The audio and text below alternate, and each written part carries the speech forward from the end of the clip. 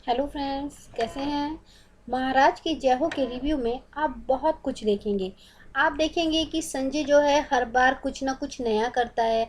जैसे आपने देखा, उसने पहले उड़न खटोला बनाया, उसके बाद भी उसका जो मतलब उड़न खटोला था वो कहीं ना कहीं शकुनी ने खराब कर दिया और जो उसका कारोबार था वो खराब हो गया। उसके बाद भी वो हार नहीं मानता। उसके पिताश्री यानी कि सोनी की जो पिताश्री सूर्यभान होते हैं, वो कहते हैं कि तुम्हें कुछ मुद्राएं इतनी प्राप्त करनी होगी तभी तुम मेरी बेटी से विवाह कर सकते हो। तभी वो कहता है ठीक है, मैं 3 दिन में इतनी मुद्रा आपके सामने लेके आऊंगा। वो इम्पॉसिबल होता है। वो जोश में बोल तो देता है, वो बहुत सारी मुद्राएं होती हैं।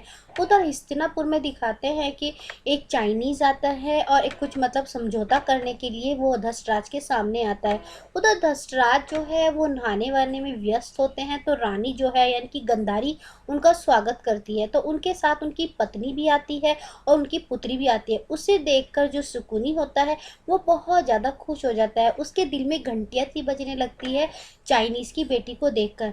जैसे ही वो चाइनीज़ की बेटी को देखता है तो वो उसे कुछ इशारे से करने लगता है, और वो जो चाइनीज़ होती है वो भी उसकी तरफ को स्माइल सी करती है। तो क्योंकि उसका जो अपनी गंधारी से जो मतलब अपनी जो मंदोदरी से शकुनी का ब्रेकअप जो हो गया है, क्योंकि मंदोदरी ने उसकी गाल पर थप्पड़ मार दिया है और कहा है कि मैं तुमसे नफरत करती हूँ। तभी वो कहता है कि अब हम तुम्हें हमेशा के लिए भूल जाएंगे। जैसे ही वो उसे ये बात कहता है तभी उसे चाइनीज लड़की दिखती है और उसका वो दीवाना हो जाता है। उधर जैसे ही संजय मतलब शर्त कहता है कि मैं पूरा करूंगा, तभी वो एक चाइनीज फूड का आइटम का स्टोर खोलता है, दुकान खोलता है और कहता है आओ जल्दी से भोजन करने के लिए आओ। लेकिन वहाँ कोई आता ही नहीं है। सूर्यभान वहाँ पे फिर भी चेक करने के लिए जाता है, कहीं दुकान चल तो नहीं गई है। तो जैसे ही वो देखता है वहाँ पे तो कोई भी नहीं है, वो बहुत ज़्यादा मुस्कुराने लगता है और संजय की मजाक बनाकर वहाँ से चला जाता है।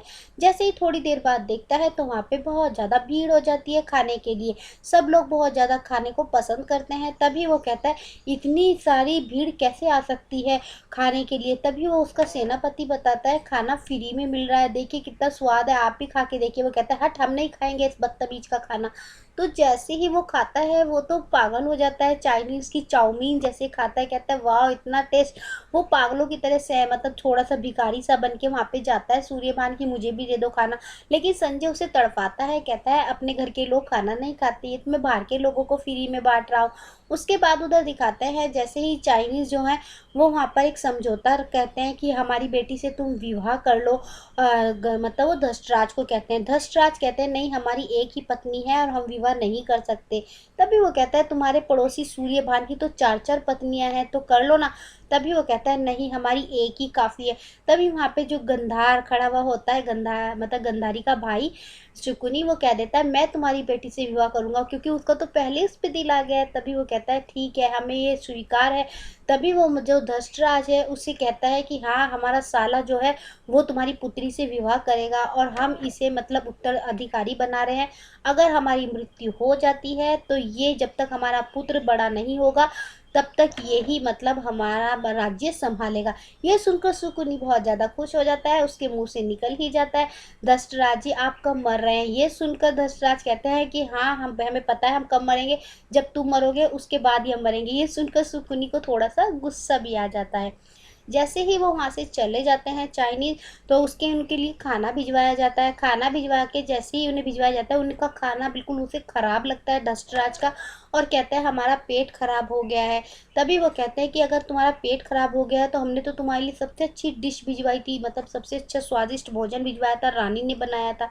उधर गंधारी यानी कि गंधारी के भाई शुकुनी का फंक्शन शुरू हो जाता है, यानी कि विवाह का। तो जैसे ही विवाह का फंक्शन शुरू होता है तो वहाँ पे सूर्यभान भी आता है और एक उपहार लेकर आता है। तो जैसे ही वो वहाँ पे मतलब थोड़ा सा एंट्री मारता है तो जो मतलब धर्षराज है वो थोड़ा सा उसे पिंच सा मारता है कि देखो हमें लगता है हमारा सबसे बड़ा दुश्मन यहाँ पे भानु आ गया है।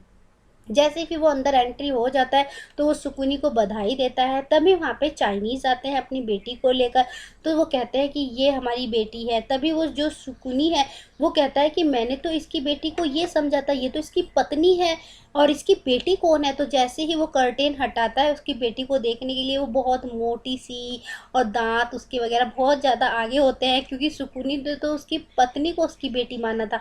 तो वो वहाँ से विवाह छोड़कर भाग जाता है।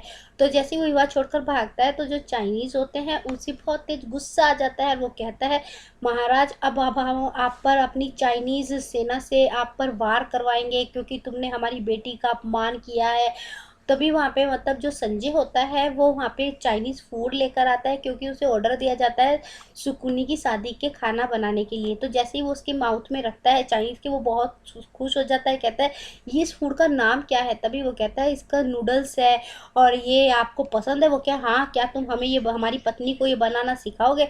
और वो कहता है हाँ सिखाऊंगा, लेकिन उसके लिए 10,000 मुद्रा लगेगी। तो वहाँ पे वो मतलब सूर्यभान भी खड़ा हुआ होता है। तो वो कहता है कि हम तुम्हें 10,000 नहीं, हम तुम्हें 20,000 देंगे। तभी वो कहता है ठीक है ठीक है। तभी वहाँ पे सूर्यभान कहता है नहीं, इसको मत देना पैसे। उसे डर है कि अगर इसने इतने सारे पैसे कमा लिए तो मुझे अपनी बेटी का हाथ इसके हाथ में देना होगा। वहीं पे एपिसोड खत्म हो जाता है। आगे दिखाते हैं धृतराष्ट्र का जो सेनापति होता है वो कहता है कि मैं चाइनीज से मैं आपकी बेटी से विवाह करूंगा। क्या वो विवाह सच में करेगा या फिर उसका कोई प्लान है, या फिर उसका जो चाइनीज आए हुए हैं उनका कुछ और प्लान है? क्या वो हस्तिनापुर पर राज करना चाहते हैं या फिर कुछ और ही है? ये सब जानने के लिए आपको मेरे चैनल पर बने रहना है। लाइक कीजिए, कमेंट कीजिए, सब्सक्राइब कीजिए। थैंक